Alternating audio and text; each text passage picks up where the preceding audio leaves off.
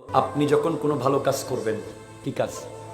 আমার নবীর হাদিস, এক সাহাবা বলে, ইয়া রাসূলুল্লাহ, আমাকে একটু বলুন তো নবী, আমি কিভাবে বুঝবো আমি যে ইমানদার?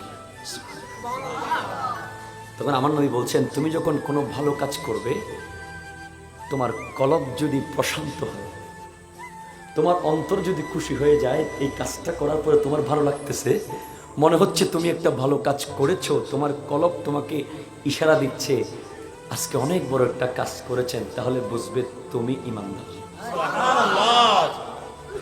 আবার কখন বুঝবো আমি ইমানদার কিনা?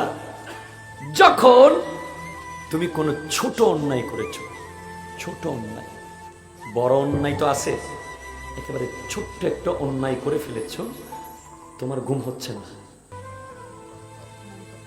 তুমি বারবার পাইচারি করতেছো, কেন করলাম, কি করলাম, কাউকে একটা থাপ্পড় দিলেন, সারাক্ষণ চিন্তা করতেছেন কেন যে থাপ্পড়টা দিলাম, বারবার তাকে যেতে চাচ্ছেন, তাকে ফোন করতেছেন, কাউকে দিয়ে ফোন করাচ্ছেন, ক্ষমা চাচ্ছেন, এই যে অনুতপ্ত, আপনি ইমানদার। আপনি ইমানদার তখন বুঝবেন, আন লা ইয়ারাকাল্লাহু হাইসু নাহাকা, আপনি আপনাকে আল্লাহ যেন এমন জায়গায় না দেখে যেখানে আল্লাহ আপনাকে যেতে নিষেধ করেছে। যেখানে আল্লাহ আপনাকে যেতে নিষেধ করেছে সেই জায়গায় যেন আল্লাহ আপনাকে না দেখে। বলে ইয়াফকুদুকা হাইসু আমারাকা, এবং ওই জায়গায় যেন আল্লাহ আপনাকে অনুপস্থিত না পায় যেখানে আল্লাহ আপনাকে যেতে বলেছে। বুঝতে পারেন নাই মনে হয়? যেই সমস্ত জায়গায় যেতে আল্লাহ নিষেধ করেছে সেই জায়গায় যদি আপনাকে আল্লাহ না দেখে, বুঝবেন আপনি ইমানদার।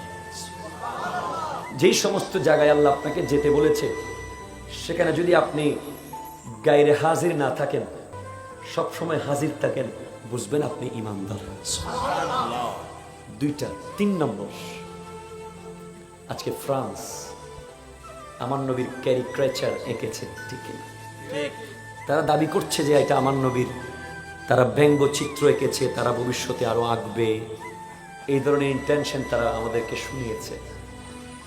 কিন্তু আমি তাদেরকে বলতে চাই, আমার নবীর ব্যঙ্গচিত্র, নাউজুবিল্লাহি মিন যালিক, আমার নবীর চিত্র আঁকা সম্ভব নয়, ঠিক কিনা? কথা বলেন না?